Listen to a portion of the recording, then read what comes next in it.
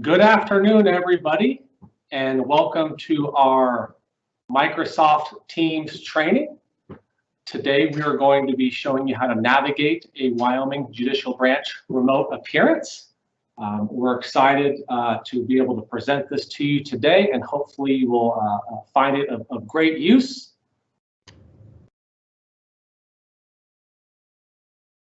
My name is Nate Goddard. I am the IT Operations Manager with the Wyoming Judicial Branch. Joining me today is Tyler Christofferson. He is one of our systems administrator, and he is also a Teams, what we call our Teams guru. Go ahead and say hello, Tyler. Hey, everybody, welcome. We will be hearing from him a little bit later. He is going to be putting on a demo of the Teams functionality that you can expect to see. So we're definitely looking forward to him to present that to everybody. I just wanted a few housekeeping items to go over here. This presentation today is meant to demonstrate the technical functionality of Teams. It is not meant to cover court policy or procedural questions. Video conferencing practices, they vary from court location to court location. So if you do have any specific questions about, policy or procedure or things like that, we definitely encourage you to reach out to the court where the video conferencing will be taking place. Also, throughout this demo, you'll hear me say it a lot. You'll definitely hear Tyler say it a lot later on during the demo, but we use the word Teams meeting a lot. You can, at least in this context, on how you as attorneys will be using Teams. What we really mean is court hearing or court proceeding. And then final housekeeping item, we do have the question and answer section open for this webinar. If you look for a little chat icon with a big question mark into it, if you go ahead and click on that, you can go ahead and submit questions to us. We're expecting a very high turnout for this webinar. We do have a couple moderators on the back end that will be answering those questions for us. We'll do our best to get to all the questions. No promises there. We do want to try to keep this to an hour long. We can go past a little bit by an hour, but we obviously want to be respectful of your guys' time. So with that, we'll go ahead and kind of jump right in here. A little high-level agenda of what we're going to be going over. We're going to talk a little bit about what is Teams. We're going to talk a little bit about team security.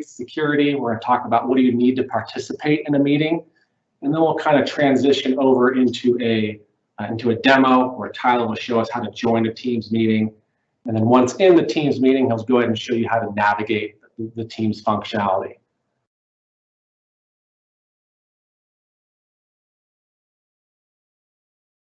Okay, so what is Teams?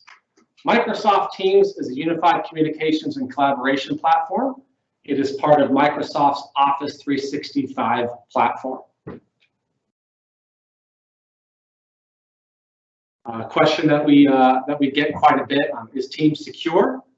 The short answer is yes. A little bit longer answer here that I'll go over. We use Teams as part of the Office 365 government cloud community. Which means when we use Teams, it benefits from more than 90 regulatory standards and laws. And I have a couple of them listed here. HIPAA, the Health Insurance Portability and Accountability Act. FedRAMP, the Federal Risk and Authorization Management Program. CJIS, the Criminal Justice and Information Services Act. And FERPA, the Family Educational Rights and Privacy Act.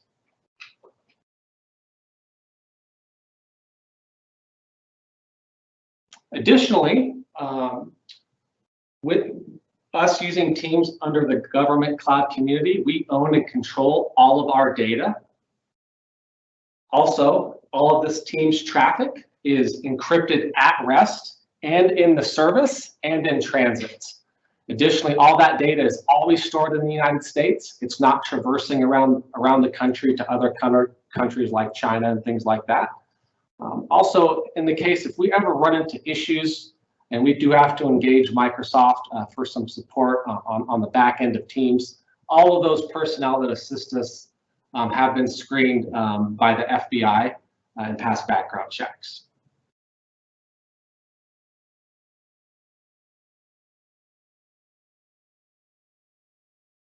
So this is one of our couple of question breaks that we have built in here. Julie, have we received any questions yet that are worth answering? We have, and they're both asking the same question. Is there any chance that we can get a copy of the PowerPoint presentation in PDF format? Yeah, our original plan was we were just going to go ahead and I think it's actually up there now, this PowerPoint slide deck, but I'm pretty sure that we would have no problems exporting that to PDF and making that available to everybody. A little bit further on here, there will be a slide where it'll have a big URL that we will that we'll also put in the chat there, and that's where you'll eventually you can go and get a copy of this slide deck, and eventually potentially a recording of this webinar as well. This is the second one that we've done of these. We're not going to put both of them up as they're basically covering the same thing. We're just going to pick one of those, and we'll make that available for you to watch as a video as well on our website as well. So I'll go ahead and just take a slight pause here to see if any other questions come in. We do have another question, Nate. Do all courts use Teams? Great question. The answer is yes. That the Microsoft Teams is the Wyoming Judicial Branch's method of video conferencing in the branch. So yes.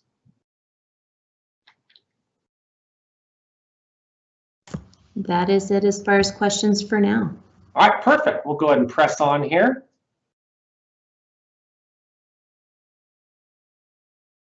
What do you need to participate in a Teams meeting? Usually the very first question that we get is, do I need a Microsoft account or license? The answer is no. You don't need any type of special licensing to participate in the Teams meetings with the Wyoming Judicial Branch, and you don't need a Microsoft account. You don't need an Outlook.com email address. You don't need a Hotmail email address, anything like that. Almost any internet connected device can participate in a Teams meeting. I have a kind of a quick blurb here. Any Windows device, you'll be able to participate in a Teams meeting with us. Any iOS device, iPad, iPhone, MacBook, things like that, you'll be able to participate in a Teams meeting. If you have an Android phone or an Android tablet, you can also use those to participate in the meeting. And if any of you out there have like a Chromebook or a Chrome base that's running Chrome OS, you too can participate in a Microsoft Teams meeting with us. In addition to that device, that's going to be very important. You have a couple additional things. Any of those devices must have speakers and a microphone at a minimum if you're going to use that device to participate via audio only. Obviously, most of us here want to participate via video, and if that's the case, you of course need a camera as well. Also very important is a network connection, and ideally you'd want a stable internet connection. The bandwidth that you use, whether you're at home or you're in the office, you know, it's a finite resource. And we definitely recommend that if you are going to participate in a Teams meeting, you don't have other people, whether perhaps you're participating at home, you know, don't be downloading movies at the same time or streaming Netflix, because that can definitely have an impact on your ultimate user experience in a Teams meeting. And then if push comes to shove, you don't have any of those devices listed above, or maybe you have one that's broken, you can participate in a Microsoft Teams meeting simply with a phone. All the invites that you receive will contain a telephone number for you to dial in on. It is not a toll-free number, so there will be a charge just based on whatever type of calling plan you have. And then also on that invitation, there'll be a conference ID. And with those two pieces of information, you can go ahead and call in and participate in a Teams meeting. I will say that we do recommend if you do call in by phone, landline is preferred. Cell phone will obviously work, but if you do use a cell phone, just make sure you're somewhere that you know has good and reliable cell service. So Nate? Yes. I know this isn't a question break, but we did have one come in. There was a question, why did I need to set up an MS Teams account to sign into this presentation today? That is a great question. Microsoft, so obviously this isn't a Teams meeting, but it's a Microsoft Teams live event. And you may have had to perhaps enter your name and email address, but you should not have had to have create a Microsoft account. I know Microsoft does get, I don't know if I'd call it sneaky, but sometimes they put, you know, buttons in there that perhaps ask you to sign in and then prompt you to create an account, but you certainly should not have had to do that. And what we will do after this is we will investigate that a little further on the back end. And perhaps Tyler, maybe you can, when you pull up the demo, you can kind of, I'm trying to remember if it shows you when you join from the web. It can get a little bit confusing at times about being able to join as a guest or them prompting you to log in. So, but rest assured, we will look at that at the back end and investigate that a little bit more. A great question, and we definitely want to hear about issues like that.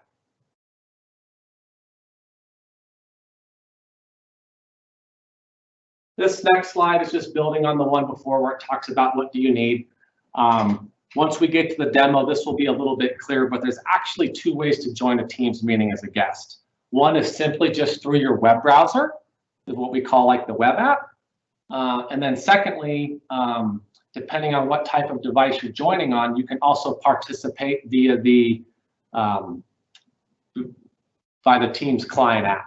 And Tyler will go over both of those during the demo. We just wanted to point that out here. For example, if you're on a Windows device or a MacBook, or you're using Chrome OS, you can join from either the web or by downloading the Teams client and joining that way. And there are a little bit of differences. And again, Tyler will go over those later. But if you're joining from an iPad or an iPhone or an Android type device, you cannot join via the web. You have to join via the Teams app. And then right down here, you can see where I have highlighted with that little green asterisk. Unless you know that you have a Microsoft account, and most of you probably do not, and you're just joining as a guest, if it does prompt you to sign in, do not sign in. Just go ahead and continue, and you'll be automatically loaded as a guest. What can you do once you're in a Teams meeting? Obviously, you can participate by audio and potentially video, assuming you have a video camera. Within a Teams meeting, there is a chat feature that you can send instant messages to all the participants of the Teams meeting. And then probably most importantly for all you attorneys out there is, especially if you want to share some type of evidence, whether it's a Word document, PDF document, a video, a photo, if you can bring it up on your computer, you will have the ability to share that within the Teams meeting to all the participants. And again, Tyler will go over that further in depth during the demo.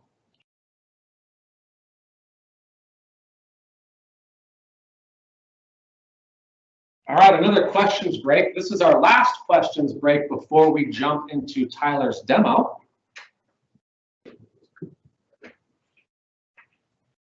Yes, we did have a question come in. Is there a limitation on the number of participants in a meeting?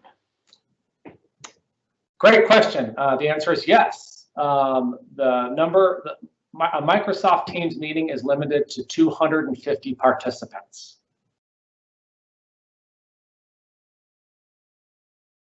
So hopefully no one out there is putting together a court hearing where we would even come close to reaching that.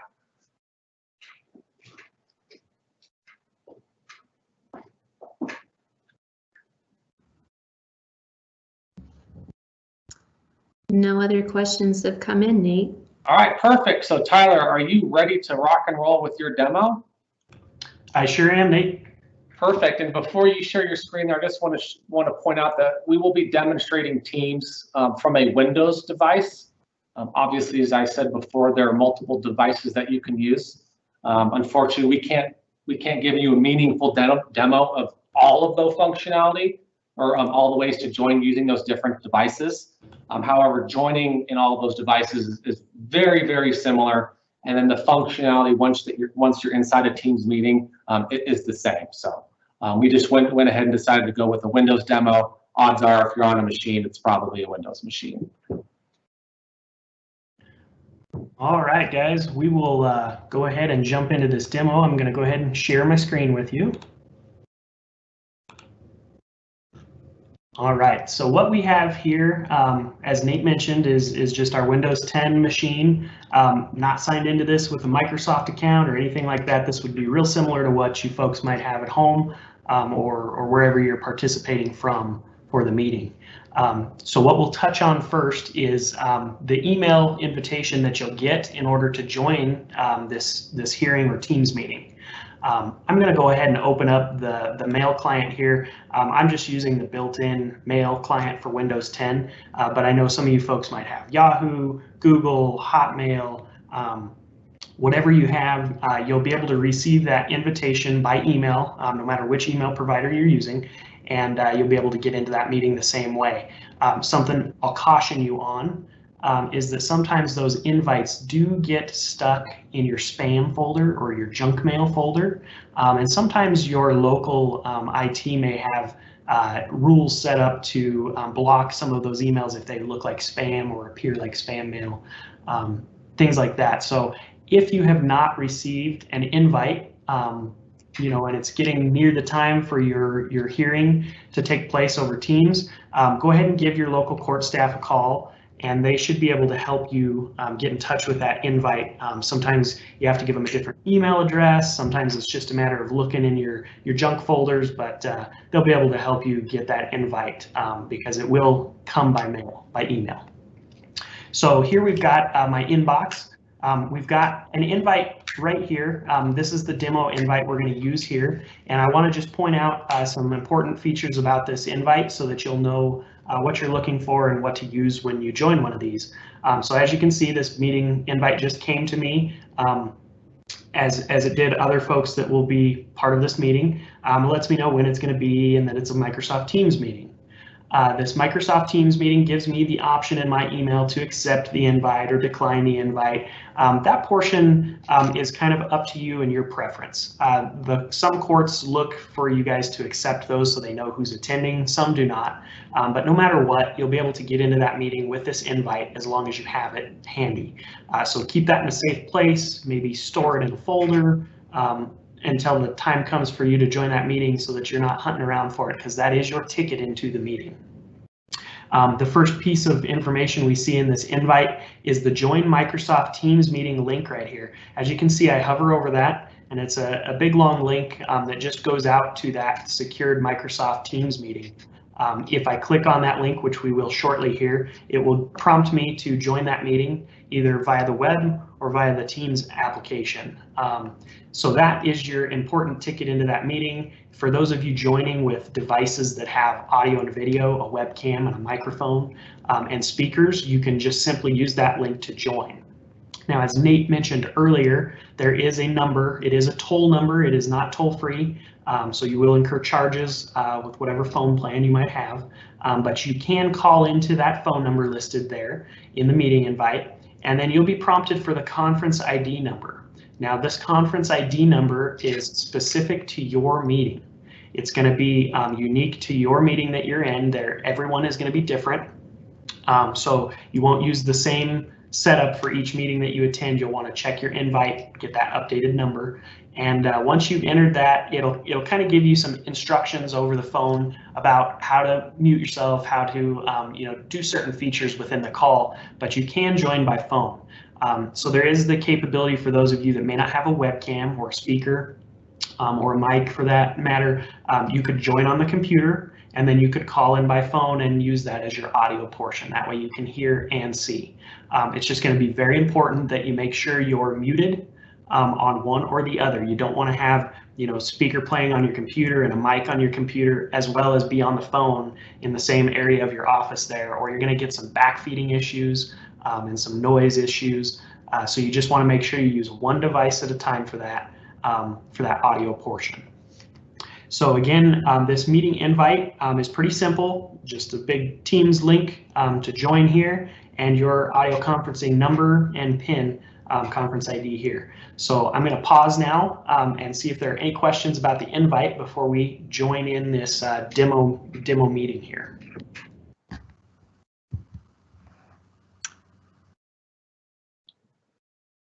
There was a question that came through, Tyler. Okay. It's also in the Q&A section as well. The question is, will other window versions work? Limited to Windows 10 only? What about Google or AOL email services? And our moderator, Kevin McGill, responded, if you're using Windows, we strongly recommend using a supported version. Currently, Windows 8, 8.1, and 10 are supported Windows operating systems.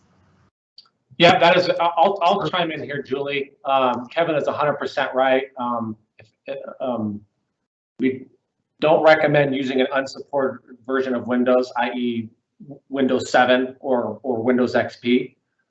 In terms of the second part of the question, any email service will be able to receive a Teams invite, whether that's Gmail, AOL email, Proton Mail, things like that. Perfect. All right, are there any other questions? Yes, did just receive one. When I accept an invite, the email goes away. Is this typical? So that is correct with some email clients. I know with Outlook, if you accept the invite, what'll happen is that invite will go to your calendar. So at that point, you would just go to your calendar and look for that meeting invitation. And if you open up that meeting invitation from your calendar, you'll be able to see the same information there. Now, I have seen a few instances where folks accepted those invitations, and for whatever reason in their email client, when they go to their calendar and they look at that invitation, they're not able to see that Teams meeting info. So if that's the case, then at that point, if you receive any of those in the future for future hearings, I would go ahead and not accept those and just keep the email. It's kind of going to be a per user, per email client basis there for that. But yes, it sometimes does take it to your calendar and remove the email for you.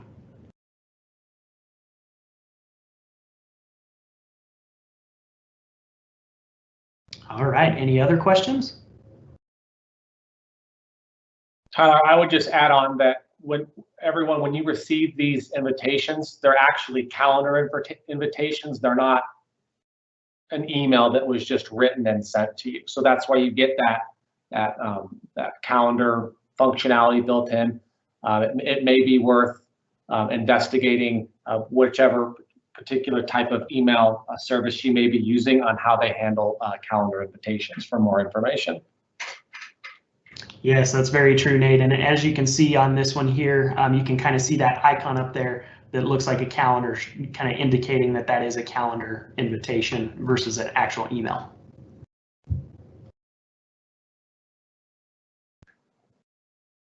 All right, we'll see if there's any other questions and we'll continue on to the demo here. I think we're good to go. Perfect. All right, so we'll press through here. What we're going to do is we're going to join this Teams meeting, and the first way we're going to join the meeting is through the web. So we're not going to download the Teams client or install any software. We're just going to simply join through the web.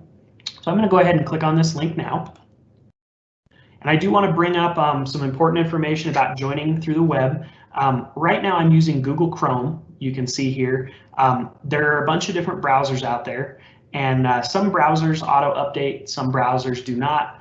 Some folks may have older machines that the browser reaches a certain point and it can't update any further. So if you were to try to join one of these and it were to give you an incompatible error or just wouldn't load anything for you, it might be worth checking into your equipment and your versions of Windows and browsers or operating system and browsers to ensure that you have something that's compatible with Microsoft Teams. Some older devices may just not be up to date enough to join these meetings, but the good thing is it's fairly flexible to install additional browsers on your machines these days, and so you could always go out and look for Google Chrome or something similar to join the meeting by. So while we're here on this Join Meetings page, you can see that it launched Google Chrome automatically for me, and it's asking me at this point, do I want to download the Windows app so that I can join through the Teams app? Do I want to continue in the browser? Or if I already have the Teams app installed, do I just want to launch it and go for it? At this point, I don't have the Teams app and we just want to use the browser. So I'm going to go ahead and click this continue on this browser. And again, notice we haven't been prompted for any sign-ins or any installs or anything so far. It's just completely browser based at this point. So it's going to take a second to kind of load up the Teams in the browser. And then you're going to get this prompt the first time you join one of these meetings, and it's going to ask you if you want to use your microphone and your camera. You're going to want to go ahead and do this. If you deny this or block this, it's not going to be able to utilize your microphone or your camera. This is something that the browser is asking you, and each browser will be different in how they ask you that. But you will want to allow the access to that microphone and camera if you're planning to appear by video and microphone and want to be able to be seen and heard. So once you've selected this, it will kind of remain cached in your browser with some browsers. And if you ever clear your history or clear your browsing cache, it may ask you this again, but it's definitely going to ask you this first time around. So we're going to go ahead and say allow. And it's going to spin up, and as you guys can see, I'm on camera there. I can turn my camera off. I can turn my microphone off.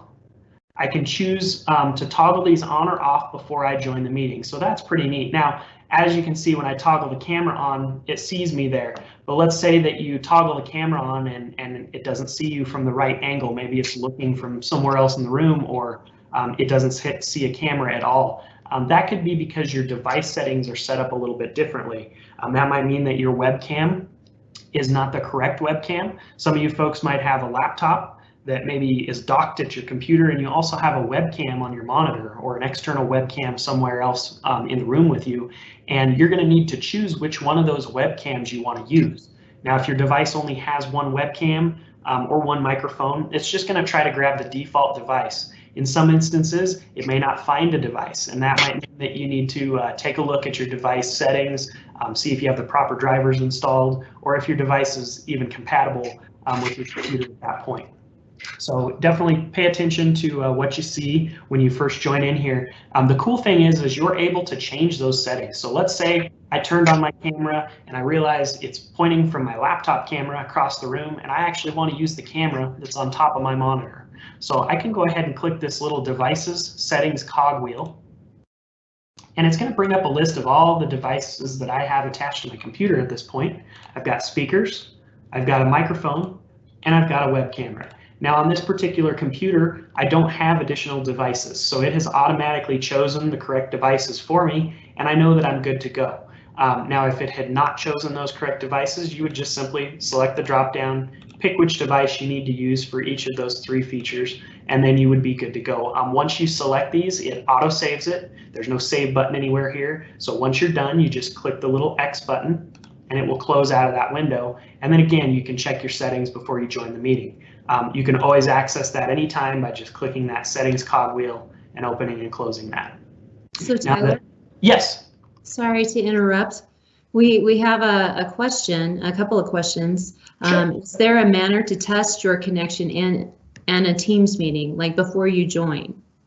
So that's a really good question. So the neat thing is right now, I'm not actually in this meeting yet. I've clicked to join, but I'm not in the meeting yet. It's just allowing me to kind of test out my features here and make sure that I'm ready to go before I jump in. You folks are welcome to click on those links when you receive the invites, even if it's 2 or 3 days prior to the hearing, and get to this screen here to at least ensure that it's picking up your camera, it's picking up your microphone, you're able to see yourself. You're not going to run into any gotchas there. So yes, definitely feel free to join that meeting early if you'd like, just to see if everything's working.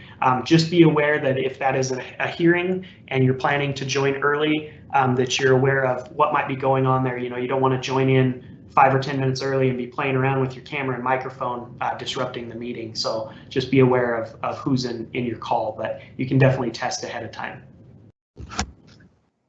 And Tyler, does the actual test call, does that exist in the web version or only the client? You can test with the actual meeting link in either one, but there is a feature that we'll show you when we do the client version that will allow you to do a test call with yourself, to check your microphone and your webcam without actually joining the meeting itself. So once we get to the second portion of this demo, I'll show you that where you can do a test call with yourself, record a message, see yourself, and make sure everything's kosher before you actually join that meeting. And I will add one other thing, Tyler, and this we were going to talk about this a little later during the best practices section, but especially if this is your first, if you're going to be participating for the very first time with the judicial branch, we highly encourage you to reach out to the whatever court where your hearing is going to take place and ask if you can do a test call with the folks on site there. They may or may not be able to accommodate a request like that, depending on what else they have going on. But we highly encourage for you to make that request if possible. So. Absolutely, testing is definitely a good thing to do.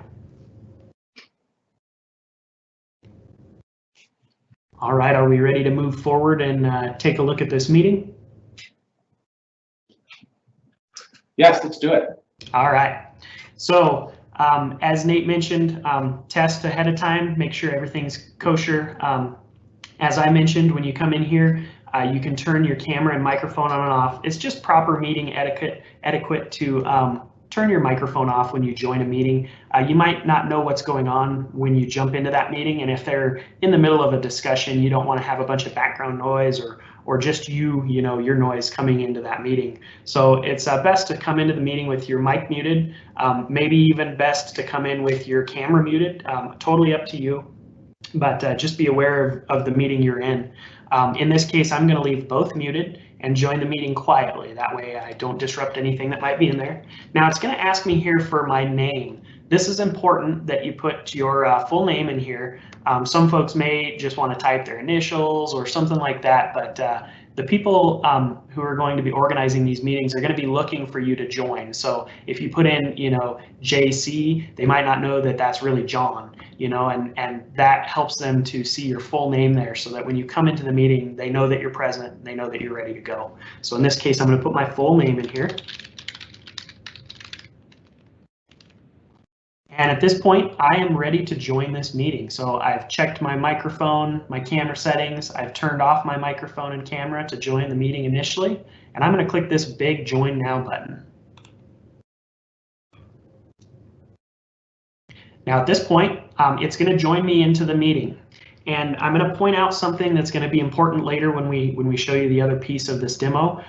You can see here someone else already in the meeting. We can see their initials here. This is just how Microsoft puts them in the meeting if their camera is turned off. If I hover, I can see that that's actually Kevin McGill in the meeting here. He's on this demo meeting to help us out. What you see though is you only see one user here. You do not see multiple users at a time. You might have heard, or you might find that some other users tell you they can see 4 people at a time, but you're only seeing 1. The reason for this is because we've joined through the web version.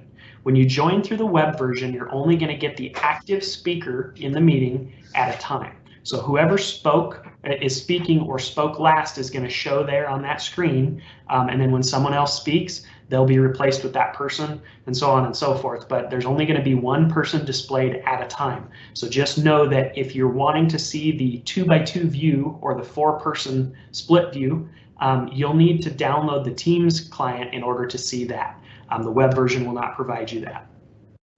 So while we're here in this meeting with Kevin and some other folks possibly, we'll look at that in a second, it shows you a counter of your meeting, and in this toolbar that I'm kind of looking at here, if you just wiggle your mouse, this toolbar appears. Now if you put your mouse away for a few seconds, that toolbar is going to disappear in order to give you a full screen view, but if you wiggle your mouse, it'll come right back for you. You're going to see camera on, microphone on or off.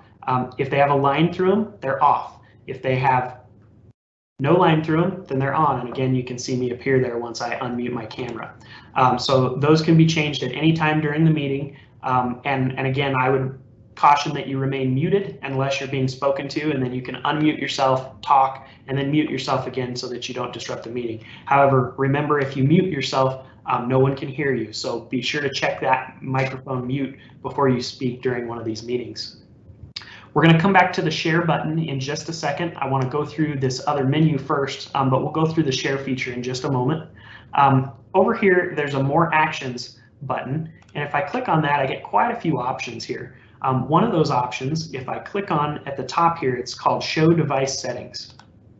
By clicking on that, I kind of get the same window that I got earlier when I was joining the meeting, where I could change my speakers, microphone, and camera. That feature is available during the meeting as well, so you can set yourself up prior, or you can change those features on the fly while you're in the meeting. If you've decided to plug in a set of headphones, you can change over to those headphones while you're in this meeting. So again, I'll just remind you that that's under the More Options menu here. There's a Show Meetings Detail button here. That just simply gives you the meeting information, gives you that join link again, gives you that phone number and that conference ID. So if you join this meeting, realize you have no equipment, you can get that information without having to jump back to your email. You can just grab it right here in the meeting details. Under this menu, you've also got a full screen. If I click Enter Full Screen, it's going to kind of clip off everything and make a real nice, clean, full screen view. Now, in order to get back out of full screen, you have two options. You can either click the Escape key on your keyboard, or you can just click the More Options button again, and then click the Exit Full Screen button. That will take you right back to the view you had before with the browser tabs at the top. So totally up to you how you want that view to be. Just be aware that it's there for you. You have a keypad option, but for guest users, this keypad option won't do much for you. This is more for folks to be able to invite others to the meeting or to do other calling features that may be available. So we're going to skip over the keypad option for now. And as you can see, the Start Recording option is grayed out. Recording is only available for the judicial branch employees to initiate. You may be on a meeting that's being recorded, and if you are, you'll see a notification up at the top that tells you that you're being recorded and who you're being recorded by. But just know that option is not available to you as a guest user. And then you can turn off incoming video. Again, this is just another way of kind of toggling your camera options there. So we're going to go ahead and close this menu option. We're going to look at two other spaces here before we look at the share. The first is going to be the Conversations tab. In the Conversations tab, you can type messages. Now, keep in mind these messages are to everyone in the meeting. So if you type a message in here, it's not private. As you can see, Nate is on the meeting. He sees the message and he replies back. Kevin, who's also on this meeting, will see that message as well. So those messages are not private, but they are a handy way to contact everyone in the meeting. If you want to bring up a question quietly, or you're having trouble with your microphone, you can possibly pop into the chat tab and be able to speak with folks there. You can also do a little bit of formatting with your text if you click on the little A button here. But that is the chat window. And again, you can get to that chat window from this Show Conversation tab that you see on the menu bar. The last tab that we'll look at before sharing the screen is the Show Participants tab. The Show Participants tab is just going to show you a list of the folks that are currently on the meeting. As you can see, myself, Nate, we have a John Doe, and we have a Kevin McGill here. These are all folks that are just on here for the demo, and you can see that it shows their microphones are muted. That makes it really handy if you're getting a lot of background noise. You can pop that open and maybe see who's possibly causing the noise issue. So that option is available to you to be able to see who's in that meeting once you join. So the last option we're going to look at here before we break for questions real fast is the share button. The share button is going to allow you to share your screen. This is really handy when it comes to sharing documents. You know, anything. You can share a website tab, you can share documents, you can share an email, you can share anything that's on your computer screen with the meeting. Now this can be good and bad. You have to be aware of what you're sharing. If you have sensitive information on your machine, be aware that if you're sharing your screen and you share it in the wrong way, it could possibly be shared to the meeting. So just be aware of what you have open when you're screen sharing. I'm going to click that share button now, and as you can see, I get the option to share my desktop window. If I click that window, it's going to give me options of what I want to share. So in this case, it's going to give me the option to share my entire screen, and what that means is anything I open on my screen will be shared.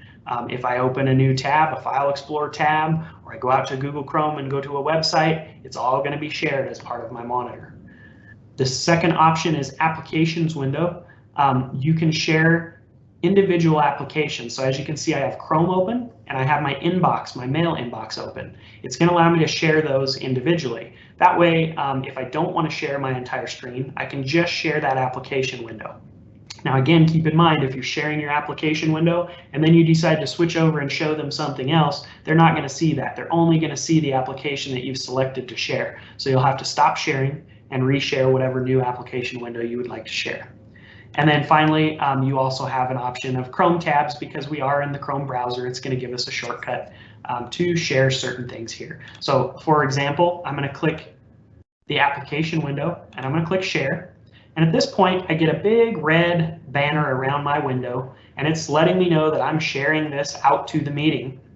And that way, the folks that are in the meeting can see what I'm sharing, but I can also be aware that I'm sharing something. So now it shows down here that I'm sharing my window. And if I stop sharing my window,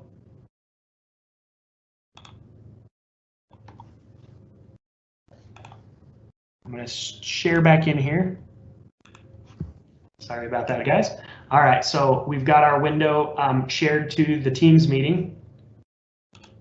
I'm going to minimize my window there and I can still see back here that I've stopped sharing. So I'm going to do that one more time for you here. This time I'm just going to share my entire screen. As you can see, I'm sharing my entire screen with the Teams meeting. And in order to stop sharing that screen, there's a little window here with an X. If you click that, it stops sharing. And at this point, you're not sharing with the meeting anymore. So share button with an arrow in it and share button with an X in it to share and unshare your screen. So I'm going to pause now and see if there's any questions before we show you how to join with the Teams client. Tyler, there are a few questions that have come in. Okay. The first one, can the courts use Teams to allow the public to remotely observe public proceedings? So that is a good question. There are avenues for us to share those, but we at this point do not really invite the public to any of those Teams hearings. Most of those Teams hearings are handled at the court level, and that would be a question for your local court to find out if they're interested in or exploring any of those options. I'll let Nate chime in if there's anything to add there. Sure. Again, that's more of a policy question that is, of course, going to be up to the judge. So like Tyler said, I would recommend if your particular hearing, if there's members of like the family or members of the public that you may want to participate in that Teams meeting, definitely ask the judge that question. There are a couple drawbacks to that, right? It's not the same as being there in person. Once you got to think of those Teams invitations as like the golden ticket to the show. Once you give that to somebody else, they have that golden ticket. So they can in turn forward that to somebody else. So once that's out there, you know, you can lose control very quickly on who has the ability to join or not. And you know, if you do invite members of the public, the only ability we have over them is we can mute their microphones, which they can unmute at any time, or we can remove them from the meeting. But remember, they already have that golden ticket in that invitation, and they can join back in. So, but long story short, definitely ask that question to your local judge. All right, another question. Some people have had some trouble signing on. Was the beginning of this presentation recorded, and will it be accessible? It will be. We have done 2 of these Teams trainings. We'll be picking the best recording of the 2, and we'll be posting that on the Teams page that Nate's going to show you here shortly. So yes, that will be available for you to watch at a later date if you'd like. All right, another question you just previously answered, but does the court have the ability to mute everyone on the meeting regardless of whether you're mute or not? Whether you mute or not, excuse me. And that is correct. Nate kind of touched on that. The court can mute everyone or individuals in the meeting. They can also boot individuals from the meeting. Now that doesn't stop those folks from unmuting or joining back in, but it is a feature that is available to the court. All right, another question. When you first choose application window, but before you select application you want to share, what can be seen? So let's take a look. We'll just go ahead and share. If I click desktop window and I click on application window, it's going to show me the available. So I'm going to open up my email again here so that I can get an actual choice of what I want to share.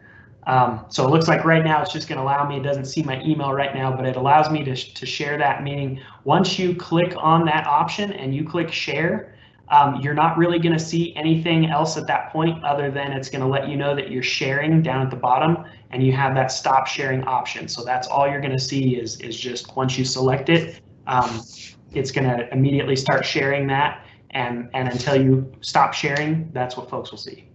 And I think perhaps they wanted to know what could be seen by everybody else in the meeting. As a participant in Tyler's test meeting here, I can't see anything. I just see the normal Teams meeting. I can't see anything on Tyler's desktop or on his computer until he clicks share. Once he clicks that share button, whatever he's decided out, I can see. And of course, once he hits stop sharing, it gets removed from the meeting and I can't see it anymore. Correct.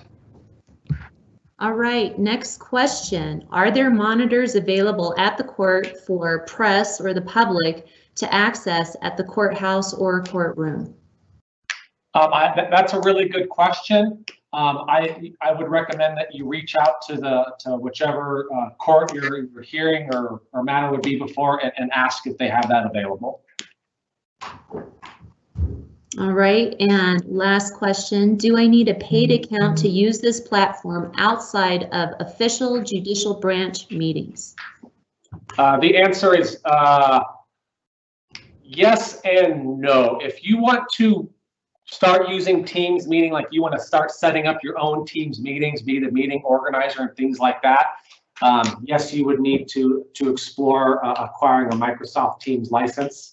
But if you just want to participate in Teams meetings and it's, there's another organization that uses Teams, you'll be able to join for free as a guest the same way you do with the judicial branch.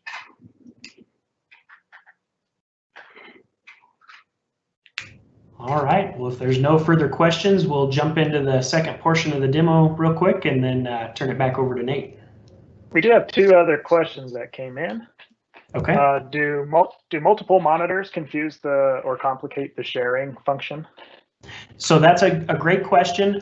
They do not. You can have multiple monitors and you can share from either monitor. As you saw on mine, it just picked up the first desktop because I only have one monitor attached to that device. But if you have two monitors, they'll be labeled, screen 1 or desktop 1, desktop 2, screen 2, that sort of thing. And you'll be able to choose between which one you want to use. So it is real easy to be able to choose between those.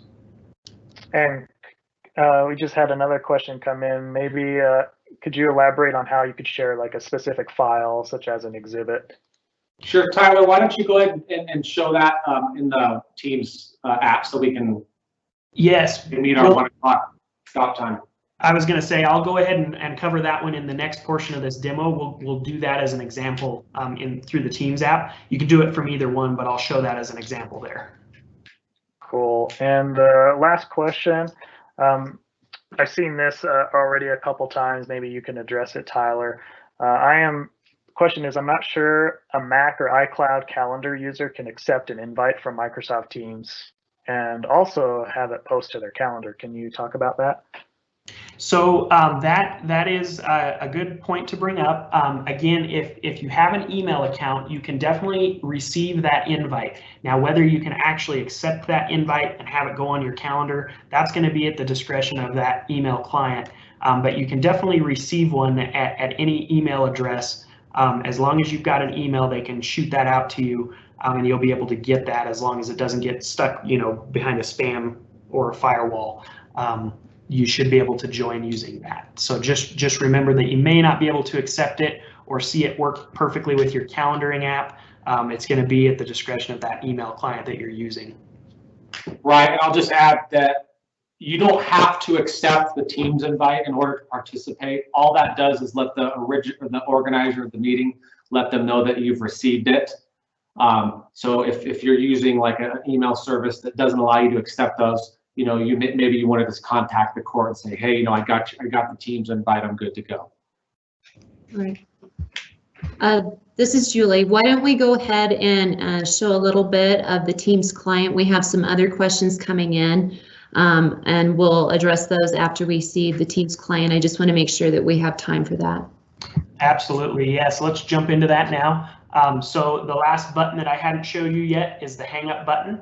We're going to use that now to exit this this test web meeting that we had.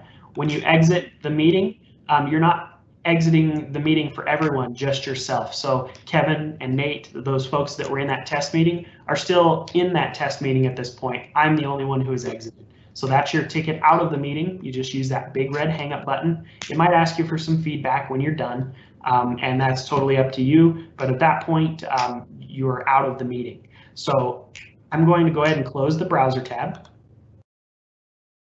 And I'm going to open my email client back up. And this time we're going to join this meeting through the Microsoft Teams application. So I'm going to click that same link that was in my email. And at this point, instead of saying join on the web instead, I'm going to use the download the Windows app. Now this is going to take a few seconds to download, but as you can see down here in the bottom left corner, it's downloading the Windows Teams app for me. This is going to be a little different based on what browser you're using or what device you're using, but once it's done downloading, we want to run that. So I'm going to go ahead and click on the Teams application down here. And what it's going to do is it's going to start installing the Teams client on my computer, and it's going to launch it. Now it's going to launch this window here, and it's probably going to open and close a few times, flash a few times. Just be patient with it. It does take it a minute to get fully spun up and ready to go. As you can see, it closed out, reopened again there. But it will eventually open and be ready for you to join that meeting. So once that happens, you'll see kind of the Teams button has popped up down here. And here I am on the meeting again. So you can see I've got options, same as before, mute, unmute, camera, and microphone. It looks very similar to the web version. The only difference you're going to see is when I expand this, I've got a big purple bar at the top. I don't have a web browsing bar up there anymore. I'm not in Google Chrome at this point. I'm in the actual Microsoft Teams application. You saw how quickly it installed. It's a very small, lightweight client. Doesn't take up much space, and it's very easy to put on. Again, you may have issues if you have software blocked on certain work computers. You may have to work with your local IT to get this installed, but it is available for you. Both on the computer and mobile, and for free. So at this point, we're going to follow the same instructions we did earlier, and we're going to join the meeting using the same settings as before. Now again, you do have the custom setup button. If I click that, it gives me a few more options at this point. It does give me and make a test call option. In the effort of time, we're going to just explain how this works, but when you make a test call, it's simply going to ask you to record a brief message, and then it will play it back to you. And that allows you to make sure your microphone's working, your speakers are working. So feel free to test out that and make a test call if you're unsure of your devices. And again, you can change those devices here, speakers, microphone, and camera from that settings menu. So we're gonna go ahead and join this meeting. And at this point, you guys might notice something a little bit different. We have 3 people in this view. Now, this can have up to 4 folks, so there would be a dividing line here, and there would be 2 people here if we have 5 people on the call, including myself.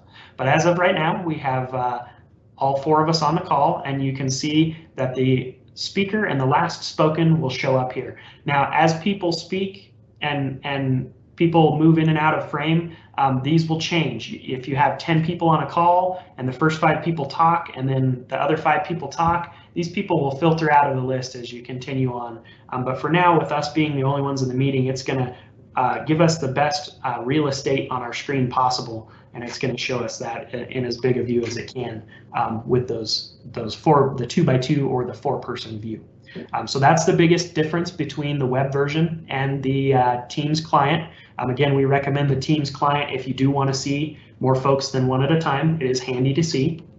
Otherwise, you're going to have the same options down here that you had before. You're going to have the camera and the mute buttons. You're going to have the share button. We'll touch on that in just a second to answer that question. You're still going to have the more actions button.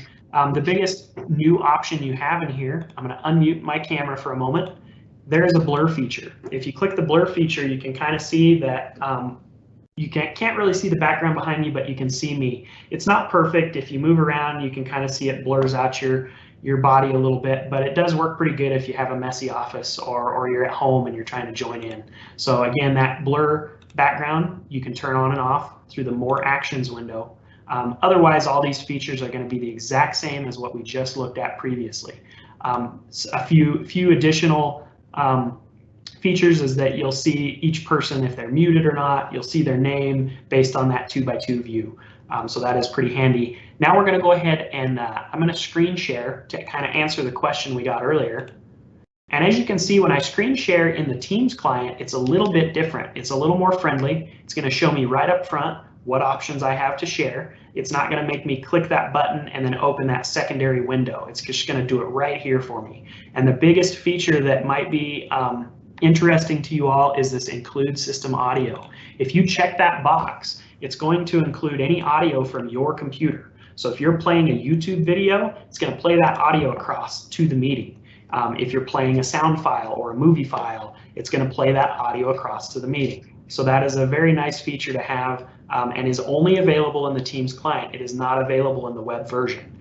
So if you're planning on sharing a video or something with sound, you're probably going to want to use the Teams client and check this box. Now I'm going to go ahead and share. At this point, I opened File Explorer earlier. I'm going to share that window.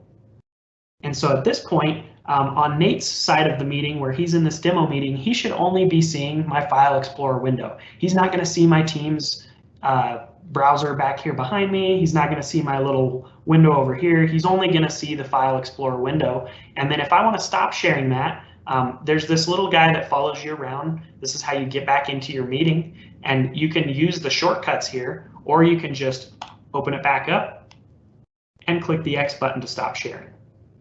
So again, all those same features available to you. So Tyler, excuse me. Yes. We did have a question. If I want to share a specific file, such as an exhibit, how do I do that? So can you like show just a specific file that you want to open? So we can do that. I don't know if there's any files on this computer. This is a demo computer I have. I do have a picture, so we'll do that. So I'm going to, at this point, I'm going to share my screen here. As you guys can see, I have the File Explorer window open here, and I'm going to open up the picture using the Photos app.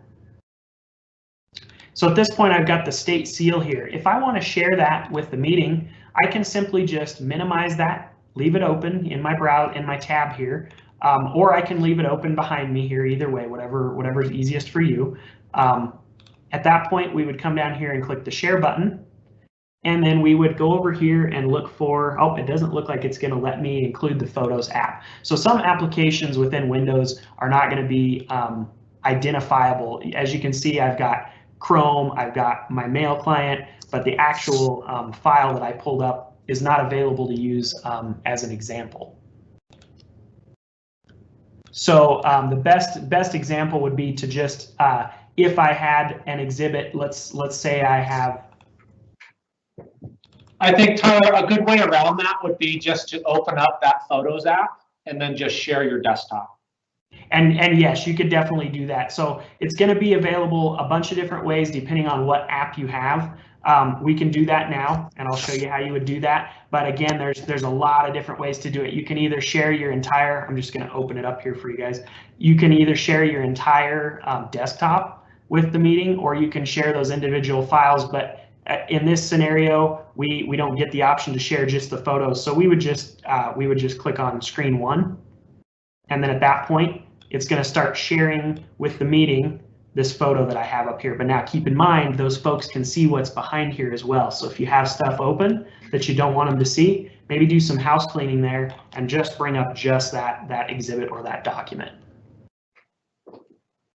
And again, to stop sharing, I just click the stop sharing button. And at this point, they won't see anything I'm sharing any further.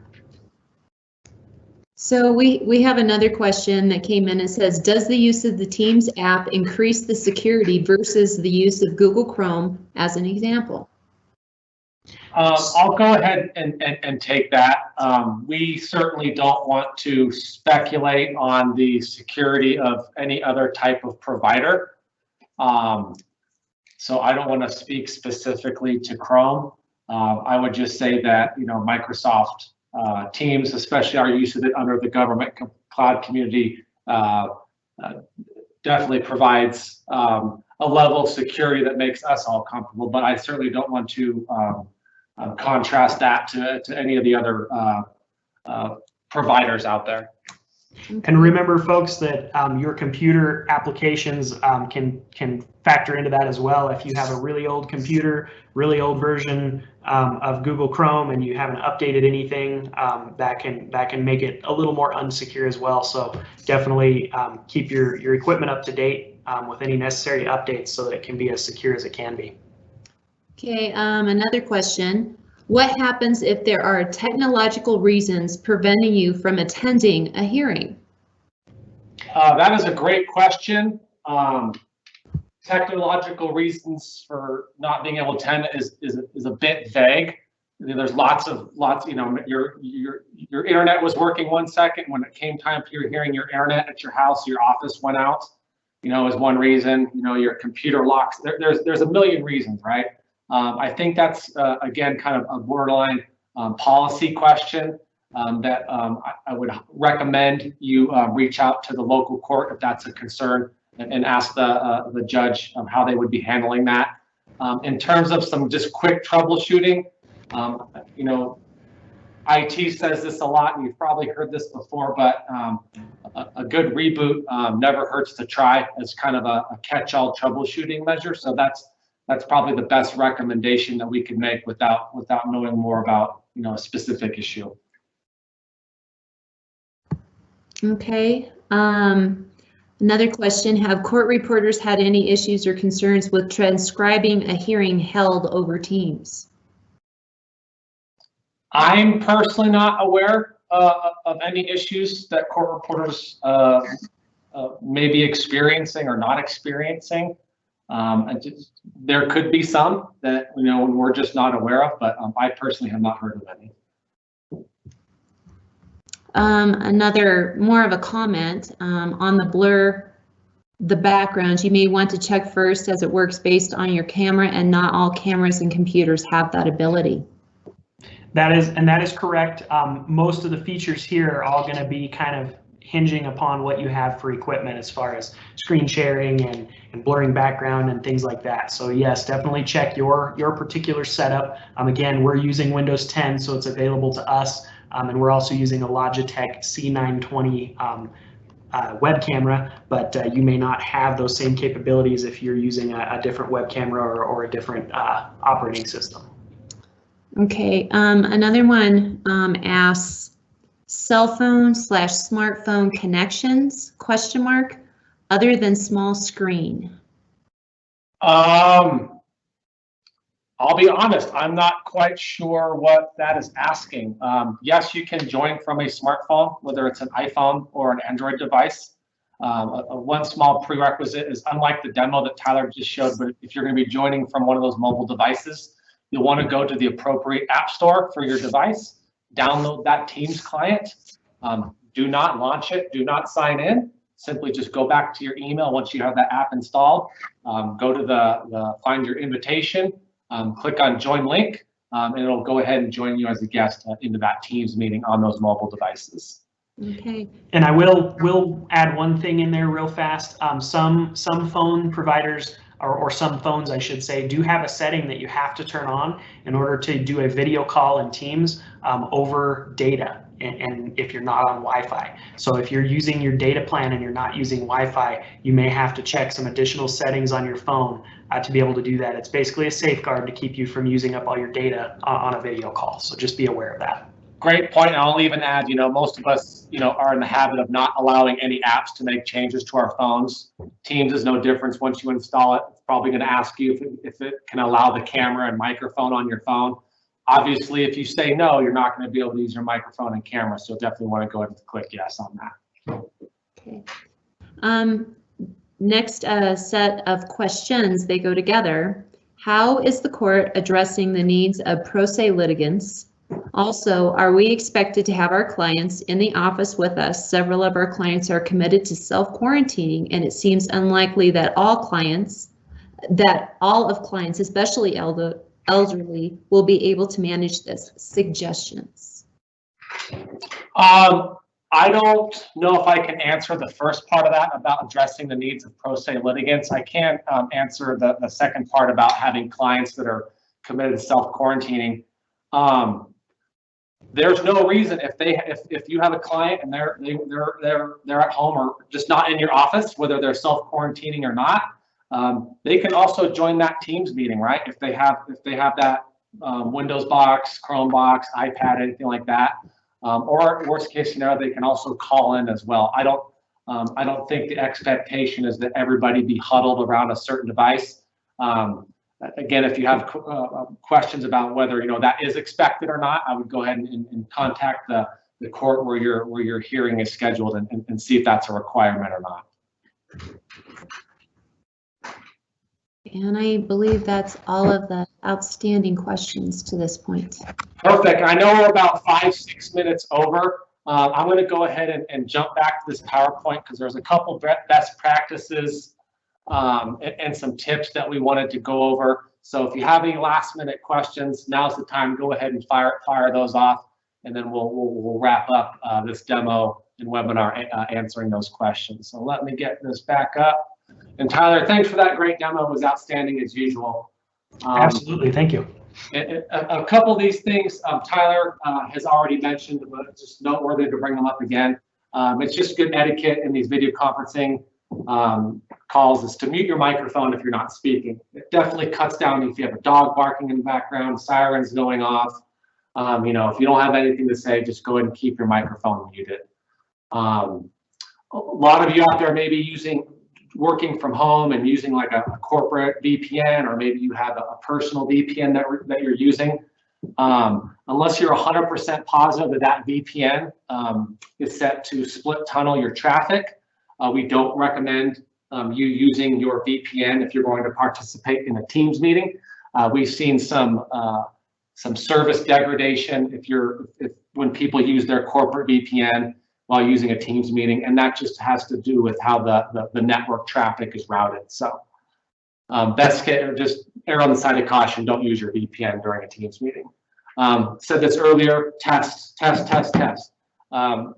really probably the biggest thing that we want to stress. If you have the opportunity and you have a hearing set up, you can reach out to that court and say, hey, especially if it's your first time, hey, I'd like to set up a test call with me, or maybe my client's going to be at his house. We both want to be on a test call. Can you help facilitate that? Odds are, if the court has the time to make that happen, they'll go ahead and do that for you. So if you can do that, it's highly recommended. Headsets and headphones, while not mandatory, we definitely recommend them. It really comes down to the type of equipment that you're on. You're sitting in front of your fancy computer and you got this elaborate web camera and this great microphone and these great speakers, odds are you don't need a headset and headphones. But if you're on a small laptop trying to use the built-in microphone and the built-in speakers that perhaps don't sound too nice, a headset can certainly help with that. Most headsets you buy now come with built-in microphones that you can also use. So those are definitely recommended. And I said this earlier, if participating via phone, landlines preferred. You can still do cell phone, but just make sure you're in a good area that has good cell service. A couple more tips. Teams is not the place for confidential conversations. Tyler showed that chat feature and stuff. If you have to have a confidential conversation with your client, don't do it within the Teams meetings. What we would recommend is if you do have to have a confidential conversation, is drop off that Teams meeting, call your client if you need to, or whoever you have to have that private conversation with, and then join back into the meeting. That's what we recommend. But I would suggest that you ask the judge if that's how they want those to be handled. That's what we've been recommending to the judges, but they may have different opinions on that matter. Once the meeting is over, very important, click that red button and leave the meeting. There is no master button for us to end the meeting. That's something that's coming down the road. It's just not available to us yet. Especially if you're in a room with your client and you see people start leaving the meeting and you think the meeting is going to end on its own, it's not. Make sure you click that red button. That's the only way to take yourself out of that meeting. And I said it a couple times today that the chat messages, they're not private. You put something in there, all the participants can see it, so use wisely. And then lastly, be patient. It's technology. Technology never works 100% of the time, although we try to get close to that. Odds are you're going to run into an issue here or there. Just be patient, work through it, and all will be well. We talked a little about this web page that you can visit. It's just on the Judicial Branch website, www.courts.state.wy.us/teams. If Kevin, maybe you can put that in the chat so everyone can have that there. That's where you're going to want to go to find. We'll put up a recording of this webinar up there. We already have a copy of the slide deck up there. We'll look at putting it up there in PDF format as well. We also have a couple other useful links on there. There's a 1 or 2 pager that we put together that covers a lot of the information that we went over today during the webinar that you can print off and use.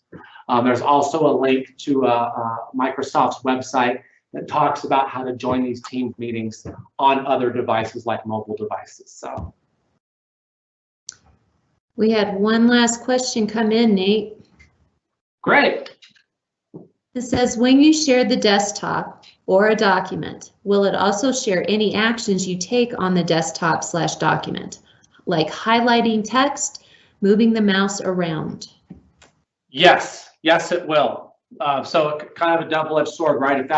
If you're displaying Google Maps, right, and you want to draw a big circle around it, yes, that would. If you're sharing that out, it will show within the meeting. But if you don't want that functionality, just know that your little mouse movements, if it's over the item of what you're sharing, it will show up in the meeting. And one other question, can individual participants record the meeting, or is that handled by the organizer? No members of the public, let me rephrase that. Only Judicial Branch employees have the ability to record a Teams meeting. You as an attorney, witnesses that you are invited to the Teams meeting, clients, none of them will be able to initiate that recording button that you may have seen during Tyler's demo will always be grayed out.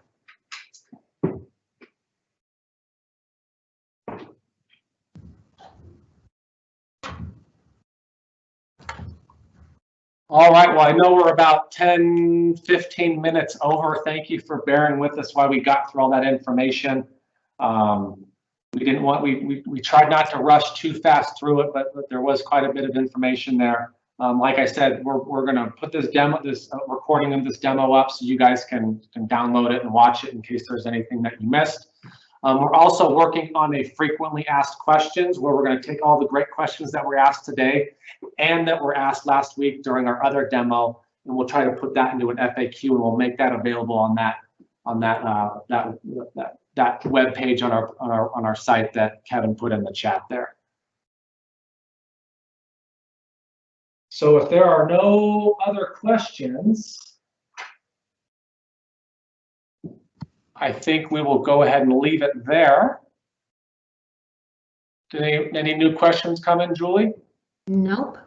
All right, perfect. Well, thank you all for attending. Hopefully you took at least 1 or 2 nuggets of useful information that will help you participate in these video calls with the Wyoming Judicial Branch, especially during these strange days we find ourselves in. So thank you, Tyler, for that wonderful demo. Julie and Kevin, as usual, your moderating skills were fantastic. And everyone have a wonderful rest of their week, and thanks again.